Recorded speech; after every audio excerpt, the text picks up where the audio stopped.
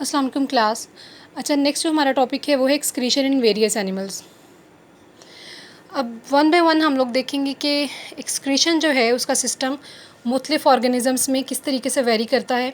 Simple organism जो होगा उसमें एक्सक्रीशन का सिस्टम उतना ही सिंपल होगा जितना वो खुद है या उसका बॉडी साइज़ है। जैसे जैसे ऑर्गेनिज़म्स में कम्प्लेक्सिटी आती जाएगी उनके अंदर एक्सक्रीशन का सिस्टम जो है उतना ही एडवांस और कॉम्प्लेक्स होता जाएगा। सबसे पहले हम लोग देख लेते हैं हाइड्रा। हाइड्रा आप लोगों को पता है कि बिल्कुल एक छोटा सा एनिमल है, साइज़ उसका मिलीमीटर्स में होता है, ठीक है, और वो फ्रेश वाटर में रहता है। चूँकि वो फ्रेश वाटर में रहता है, हर टाइम उसे वाटर अवेलेबिलिटी है, तो उसके साइज़ पे डिपेंड करते हुए ईज़िली उसके अंदर जितने भी वेस्ट मटेरियल्स बनेंगे, इस तरीके से इसकी वास्ट लाइक शेप होती है, तो जो भी उसके अंदर एक्सक्रीटरी वेस्ट बन रहे हैं वो ईज़िली डिफ्यूज़ आउट हो जाएंगे वाटर में, क्योंकि all the time water is surrounding its body size is very small और उसके हिसाब से सरफेस एरिया बहुत ज़्यादा होगा, इसलिए इजीली डिफ्यूजन जो है उसकी बॉडी से हो जाएगी।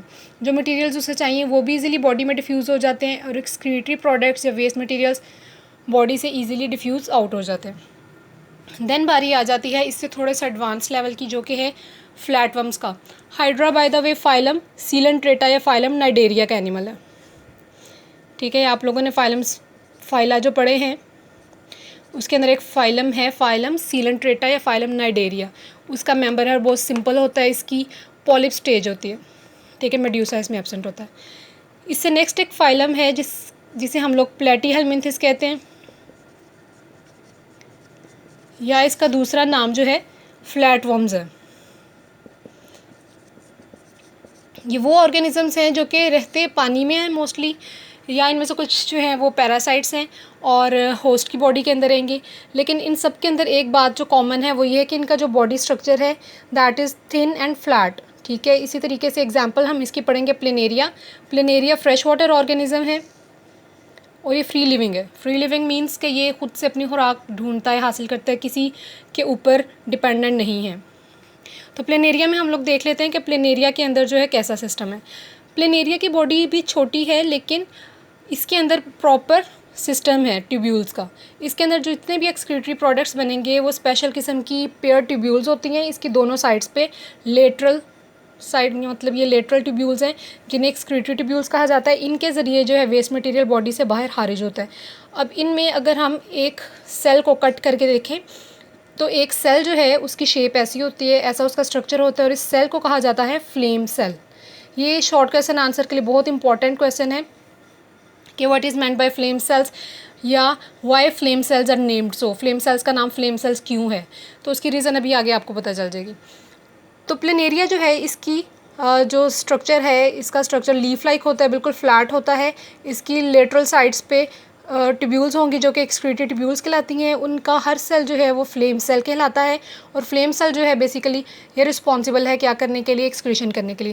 ये जो पूरा इनका स्ट्रक्चर है ये स्ट्रक्चर कहलाएगा प्रोटोनेफ्रीडियम, ठीक है। ये जो ट्यूब्यूल्स में से एक ट्यूब का स्ट्रक्चर होगा ये कहलाएगा प्रोटोनेफ्रीडियम और ये प्रोटोनेफ्रीडियम जो है वो फ्लेम सेल्स पे मुश्तमिल है। प्रो का मतलब होता है बिफोर। नेफ्रीडियम या नेफ्रॉन का वर्ड जो है किडनी के लिए यूज़ होता है, चूँकि प्रॉपर किडनी नहीं है और ये बहुत ही एक प्रिमिटिव लेवल है तो इस वजह से इसे प्रोटोनेफ्रीडियम कहा जाता है। नेक्स्ट जो लेवल्स आएंगे उसमें किसी में मेटानेफ्रीडियम होगा, ठीक है, और ये हमारे अंदर जो है वो किडनी की शक्ल में बन जाएगा। फ्लेम सेल्स का स्ट्रक्चर देख लेते हैं। प्रोटोनेफ्रीडिया जो है उसकी दो ओपनिंग्स होती हैं बेसिकली। एक ओपनिंग जो है जो प्रॉपर ओपनिंग है वो है इनकी आउटसाइड द बॉडी, ठीक है, और एक जो इनकी ओपनिंग है वो आगे से बंद है। प्रॉपर एक ओपनिंग या ओपन एंड नहीं है, होल नहीं है, बल्कि वो एक बल्ब लाइक सेल होता है जिसके अंदर सीलिया होते हैं। इसके ऑल अराउंड जो सीलिया अटैच होंगे और यहाँ पे इसका न्यूक्लियस होगा। तो ये बेसिकली क्या है, फ्लेम सेल है। फ्लेम सेल की दूसरी साइड पे एक होल है जो कि ओपन हो रहा है आउटसाइड द बॉडी, ठीक है। Protonephridium consist of a flame cells which has a lot of cilia around its body. इन सीलिया की बीट करने की वजह से फ्लेम सेल्स को नाम दिया गया है फ्लेम सेल्स का, क्योंकि जब सीलिया बीट करते हैं तो इनकी शेप ऐसे लगती है जैसे कोई फ्लेम जल रहा है, फ्लिकरिंग फ्लेम की तरह इनकी लुक आती है।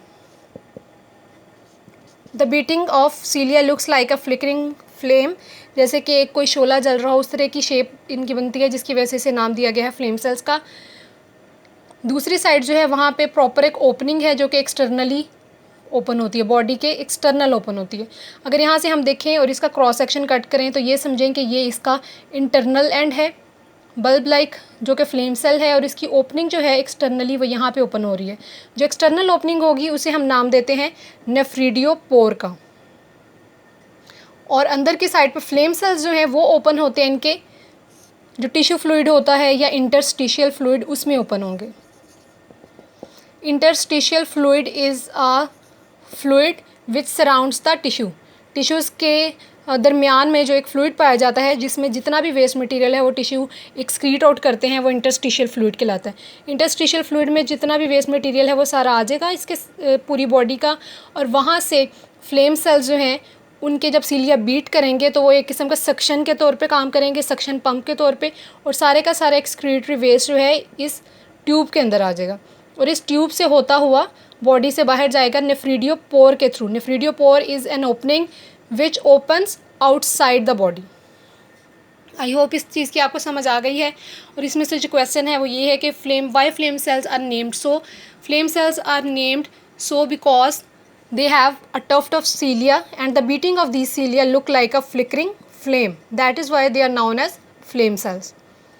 इसके बाद बारी आ जाती है, इससे जो नेक्स्ट लेवल है वो है फाइलम एनिलिडा की। अगर हम बात करें फाइलम एनिलिडा के अंदर वो मेंबर्स आते हैं जिनके अंदर मेटामेरिज्म है या सेगमेंटेशन है। आप लोगों ने जब फाइलम एनिलिडा पढ़ा था तो ये लाजमी पढ़ा होगा। इसके अंदर एग्जांपल आ जाती है अर्थवर्म की। अर्थवर्म आप लोगों ने फिज़िकली भी देखा ही होगा। अर्थवर्म की बॉडी को अगर आप लोग देखें तो उसके अंदर सेगमेंटेशन है। किसी भी ऑर्गेनिज्म की बॉडी जो सेगमेंटेशन जिसमें हुई हो, सेगमेंट्स बने हों, तो उसे हम क्या कहते हैं? Metamerism. Metamerism is a segmentation of body. इसके अंदर चूंकि body is divided into various segments, so her segment जो है उसके अंदर एक पेयर होगा एक्सक्रीटरी ऑर्गन का। इनके अंदर जो एक्सक्रीटरी ऑर्गन है that is known as metanephridium. Planaria चूँकि इसे प्रिमिटिव था और इसमें प्रिमिटिव टाइप का पाया जा रहा था एक्सक्रीटरी ऑर्गन, उसका नाम प्रोटोनेफ्रीडिया था, जबकि अर्थवर्म का थोड़ा सा एडवांस है दैट इज़ नोन एज मेटानेफ्रीडियम। और इसमें और प्रोटोनेफ्रीडियम में थोड़ा सा डिफरेंस भी है। ये आपको शॉर्ट क्वेश्चन आंसर में ये भी आ सकता है कि what is the difference between protonephridium and metanephridium. तो सबसे पहले तो आप बताएंगे कि protonephridium is found in more primitive organisms like planaria. Metanephridium earthworm वगैरह में होता है। और एक और जो इसका स्ट्रक्चरल डिफरेंस है वो भी आपको पता चल जाएगा।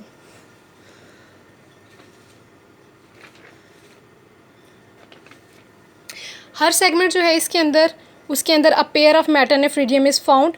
और इसमें क्या फ़र्क है, अगर हम एक सेगमेंट की बात करें, एक सेगमेंट को अगर मैं यहाँ लूँ तो ये बहुत ही ज़्यादा कॉन्वोलेटेड ट्यूब्यूल होती है। जैसे कि हमारा नेफ्रॉन होता है, इसका स्ट्रक्चर काफ़ी हद तक हमारे नेफ्रॉन के स्ट्रक्चर से मिलता जुलता है। नेफ्रॉन क्या होता है? किडनी का सबसे छोटा यूनिट। तो हमारे नेफ्रॉन से इसका स्ट्रक्चर काफ़ी मिलता जुलता है। इस तरीके से ये एक्सक्रीटरी ट्यूब्यूल होती है।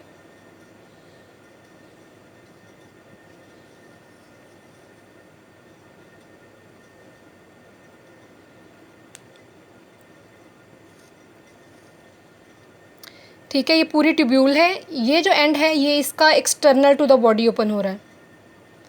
अगर इसे मैं यहाँ बना दूँ, ठीक है, ये सेगमेंट है। एक इसकी जो ओपनिंग है वो खुल रही है यहाँ पे बॉडी के अंदर, और दूसरी ओपनिंग इसकी एक्सटर्नल या outside to the body open हो रही है।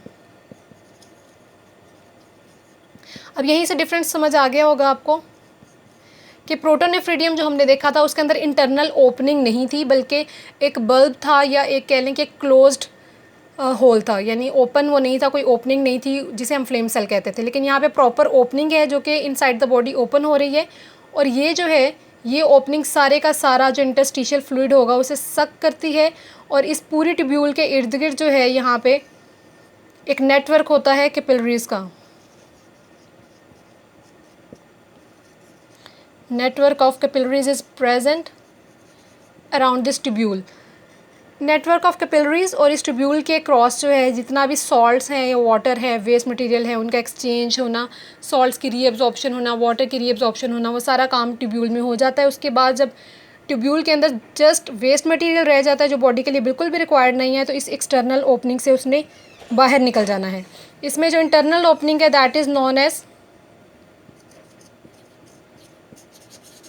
नेफ्रोस्टोम and external opening is known as nephridiopore. दोबारा से मैं आपको बता देती हूँ, earthworm body is composed of various segments and each segment has its own pair of metanephridium. Metanephridium is basically an excretory tubule. It consists of two openings. One opening opens to the external of the body या to the outside of the body, and the other opening opens inside the interstitial fluid. Interstitial fluid में जब waste material होगा वो सारे का सारा सक होके इसके अंदर आ जाएगा। And network of capillaries surround the tubule. Capillaries और ट्यूब्यूल के दरमियान में सॉल्ट्स वाटर का एक्सचेंज होगा और जितना भी एक्सक्रीटरी प्रोडक्ट बाद में रह जाएगा वो इस नेफ्रीडियोपोर के थ्रू बॉडी से बाहर एक्सक्रीट आउट हो जाएगा। The opening which opens inside the body is known as nephrostome, while the other opening which opens to the external of the body is called nephridiopore. I hope यहाँ तक आपको समझ आ गई होगी।